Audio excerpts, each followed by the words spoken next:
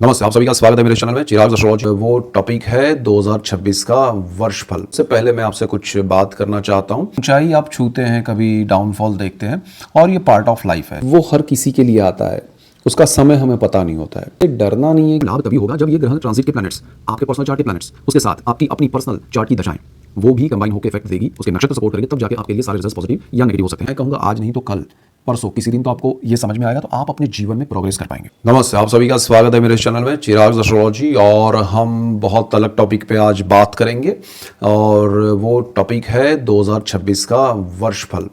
तो वर्षफल की हम डिटेल में बात करेंगे। उससे पहले मैं आपसे कुछ बात करना चाहता हूँ। तो देखिए, वर्ष बदलते रहते हैं लाइफ में। जैसे 2000 का वर्ष था, फिर 2010 आया, 20 आया, 21, 22, 23, 24 और ग्रहों के ट्रांजिट्स होते हैं और वर्ष के अनुसार उसमें बहुत सारी चीज़ें बदलाव होती रहती हैं, करती रहती हैं और ट्रांजिट्स की हम बात भी करते रहते हैं। यहाँ पर बहुत सारे लोगों को प्रॉब्लम्स आते हैं, बहुत सारे लोगों का भाग्योदय हो जाता है, बहुत सारे लोग ज़ीरो से हीरो बन जाते हैं, बहुत सारे लोग हीरो से ज़ीरो बन जाते हैं। मतलब ऊंचाई आप छूते हैं, कभी डाउनफॉल देखते हैं और ये पार्ट ऑफ लाइफ है। तो पहली बात यह है कि पहले हर चीज़ में बहुत सारे लोग मुझे जो कमेंट्स करते हैं या लिखते हैं, तो उसमें ये बात आती है कि भाई हम बहुत अच्छा कुछ चल रहा था लेकिन काफ़ी समय से ठीक नहीं है। कुछ लोग ऐसे हैं कि अरे मुझे समझ में नहीं आ रहा है, बहुत सारा अचानक से अच्छा कुछ हो रहा है, मैं उसको कैसे हैंडल करूं। तो ये जो अप और डाउन होता है लाइफ में, वो हर किसी के लिए आता है, उसका समय हमें पता नहीं होता है। तो वो समय क्या होता है वो एस्ट्रोलॉजी से पता चलता है कि भाई ये समय अच्छा हो सकता है, ये समय थोड़ा हमें ध्यान रखने लायक है। तो मेन पॉइंट क्या है कि हमें किसी भी चीज़ से, किसी भी बात से डरना नहीं है कि अरे ऐसा हो जाएगा फिर वैसा हो जाएगा, पहली चीज़। दूसरा, साढ़े साती पे मैंने बहुत सारे वीडियोस बनाए हैं। तो साढ़े साती कोई ख़राब चीज़ नहीं है, उससे डरना नहीं है। शनि का ट्रांजिट जो है उससे भी डरने वाली बात नहीं है। गुरु के ट्रांजिट से खुश होने वाली बात नहीं है। शुक्र के ट्रांजिट से खुश होने वाली बात नहीं है, डरने वाली। देखिए, डिपेंड करता है, हर चीज़ को समझना पड़ेगा। लोग बिना वजह इसलिए कि उनको पता नहीं है कि कुंडली क्या है, ग्रह क्या है, उनके लिए क्या है। अभी एक ही नाम के दो व्यक्ति हैं, एक ही राशि वाले। सपोज किसी की राशि मीन है, क्योंकि हम एक पॉइंट पे बात करते, पहले मैं डिस्कशन करना चाहूँगा और ऐसे अलग अलग टॉपिक्स पे हम बहुत सारा आपके साथ डिस्कशन करने वाले हैं जिससे आपको लाभ होगा। मैं आपको ड्रॉ करके भी आगे चल के चीज़ें बताऊँगा और डिटेल में हम उस पर क्वेश्चन आंसर भी करेंगे। तो यहाँ पर क्या हो रहा है कि आपकी दो लोगों की राशि है मीन, ठीक है, मीन यानी पाइसेस। तो 12 नंबर आपकी कुंडली में लिखा है, चंद्रमा वहाँ पर है, तो आपकी राशि मीन है। और कुंडली कैसे देखिए, मेरा वीडियो देखिएगा, ड्रॉ करके मैंने बताया, बहुत क्लैरिटी से समझ में आ जाएगा, ब्रीफ में है, अच्छे से समझाया है। नहीं पता है तो देखिए, दो मीन राशि वाले हैं। अब दोनों की साढ़े साती चल रही है, लेकिन एक की साढ़े साती बहुत अच्छी है, एक की बहुत खराब है। क्यों? समय तो मतलब शनि तो उसी स्थान में मीन में ही चल रहे हैं, लेकिन एक को बहुत बेनिफिट हो रहा है, एक को बहुत तकलीफ हो रही है। तो उसमें बहुत सारे फैक्टर्स होते हैं। तो आपको क्या फैक्टर्स इफ़ेक्ट करते हैं वो समझना ज़रूरी होता है। अब किसी का शनि जो है वो मीन राशि में ट्रांजिट में आया है, लेकिन वो किस भाव में है। अच्छा, किसी का मीन राशि में आपका लग्न अलग है, सपोज किसी का मीन लग्न और मीन राशि है तो पहले ही भाव में शनि आएगा। किसी का मीन लग्न नहीं है, कोई और लग्न है, ठीक है, तो वो शनि आपके लिए भाव में, राशि उसी में रहेगा मीन में, लेकिन भाव बदल जाएगा, स्थान बदल जाएगा। तो उस स्थान पे भी चीज़ें डिपेंड करती है, एक। दूसरा, आपका वो शनि जहाँ पर मीन राशि में अभी ट्रांजिट में जैसे चल रहा है, तो वहाँ पर दूसरा आपकी कुंडली में, पर्सनल चार्ट में, आपके नटल चार्ट में, आपके बर्थ चार्ट में कौन सा ग्रह बैठा है, आपको वो भी पता होना चाहिए। सिर्फ शनि से कुछ नहीं होता है, शनि किसके साथ जुड़ रहा है, शनि किस घर में, मतलब भाव के हिसाब से, पहले भाव में है, दूसरे भाव में है, तीसरे भाव में है। ट्रांजिट का शनि आपकी मीन राशि में कौन से भाव में, 12 भाव होते हैं, तो 12 स्थानों में से कौन से भाव में बैठा हुआ है, कौन से स्थान में बैठा हुआ है, ठीक है, स्थान और भाव एक ही है कि किस भाव में है। तो कुंडली का वो स्थान भी आपको पता होना चाहिए, तब जाके कुछ चीज़ें और क्लियर होगी। किसके साथ बैठा है, अच्छा किसकी दृष्टि में है, कहाँ दृष्टि वो कर रहा है। अब किसी का मीन लग्न है तो शनि वहाँ पर बैठ के कर्मस्थान पे दृष्टि योग करेगा, और किसी का सपोज मेष लग्न है तो वो दृष्टि बदल जाएगी, ठीक है। मेष लग्न वालों के लिए शनि जो है वो 9th हाउस पे भाग्य भुवन पे दृष्टि करेगा। 10वीं दृष्टि की हम बात कर रहे हैं, एक दृष्टि कोई एक पकड़ते हैं, उसकी 3 दृष्टियां होती हैं। तो डिपेंड करता है आपके लिए क्या है। तो आपको डरने की ज़रूरत नहीं है बिना सोचे समझे। जैसे अगर मैं कह दूं कि अरे इन राशियों के लिए तो बहुत बुरा समय, इन राशियों के लिए तो पैसा बरसेगा, तो ऐसा कुछ नहीं होगा। कुछ बरसता नहीं है। कभी आज तक किसी ने बरसते हुए पैसे देखे हो तो बताइए, लेकिन ऐसा होता नहीं है। क्या है कि आपको लाभ तभी होगा जब ये ग्रह ट्रांजिट के प्लैनेट्स, आपके पर्सनल चार्ट के प्लैनेट्स, उसके साथ आपकी अपनी पर्सनल चार्ट की दशाएं, वो भी कंबाइन होकर इफेक्ट देगी, उसके नक्षत्र सपोर्ट करेंगे, तब जाके आपके लिए सारे रिजल्ट्स पॉजिटिव या नेगेटिव हो सकते हैं।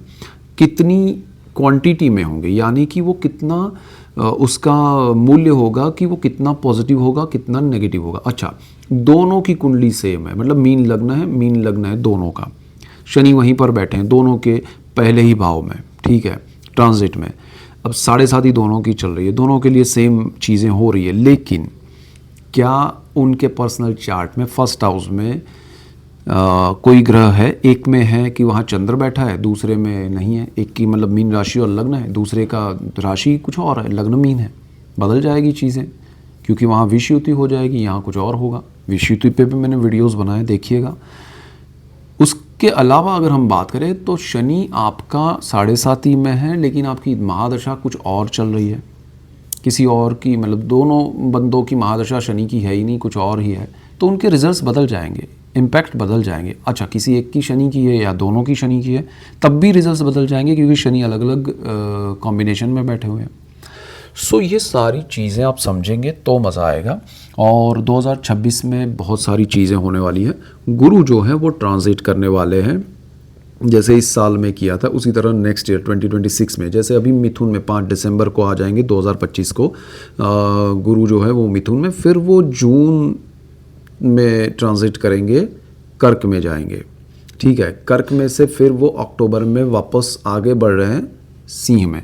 जो कर्क वाला ट्रांजिट है वो उनका रूटीन ट्रांजिट है, एवरी 13 मंथ्स, 13 महीने के बाद गुरु ट्रांजिट करते हैं। वो ट्रांजिट उनका जून में होगा, फिर वो अक्टूबर में फिर स्पीड में आगे बढ़ जाएंगे, सिंह में चले जाएंगे, फिर through out the year Singh में रहेंगे। फिर नेक्स्ट ईयर 2027 में वो वापस, जैसे अभी मिथुन में से कर्क में से मिथुन में आए, उसी तरह वो वापस लियो में से आ जाएंगे।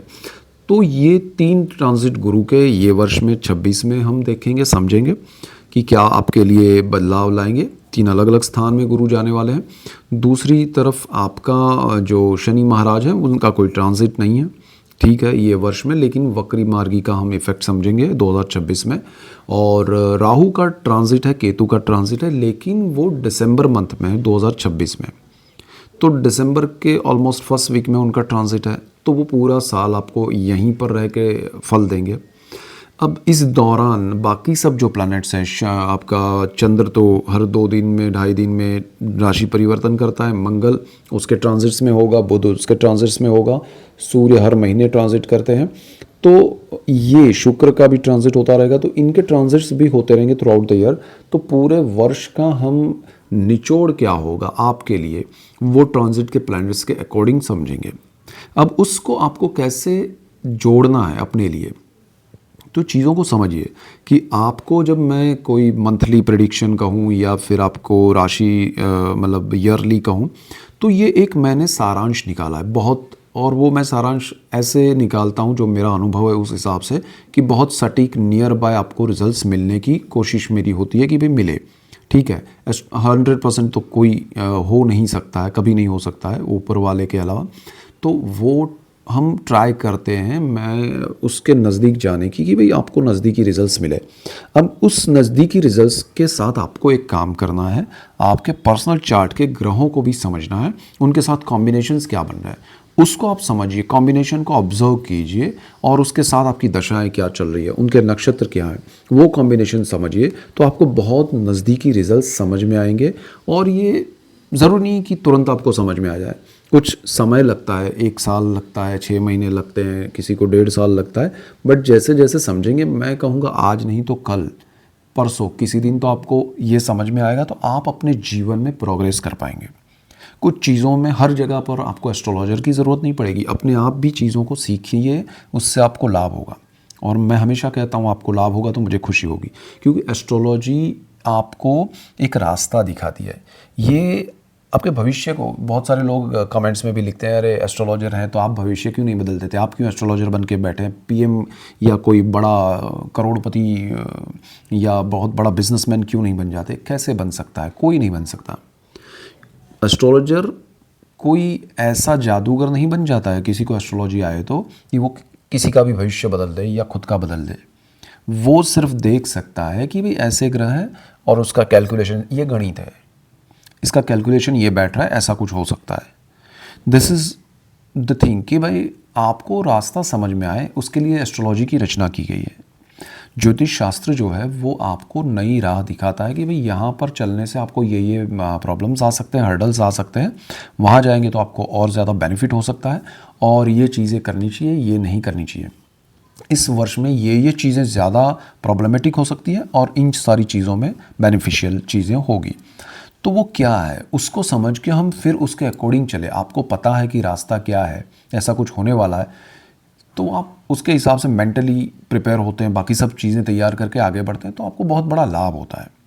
तो हम उस लाभ को नज़र में रखते हुए, एस्ट्रोलॉजी को समझते हुए आगे बढ़ेंगे 2026 में भी। और आपने हमेशा मेरा साथ दिया है, ऑलमोस्ट 10 साल हो गए, तो आप सबका सपोर्ट है। और मैंने 2500 से भी आई थिंक ज़्यादा वीडियोस रखे हुए हैं, हर चीज़ पे है। आपने अगर मेरा चैनल नहीं देखा है, सब्सक्राइब नहीं किया है तो कीजिए, नए हैं तो, पुराने हैं तो वो लाइक कीजिए, शेयर कीजिए, और बेल आइकन सब ज़रूर प्रेस करें ताकि आपको तुरंत नोटिफिकेशन मिले।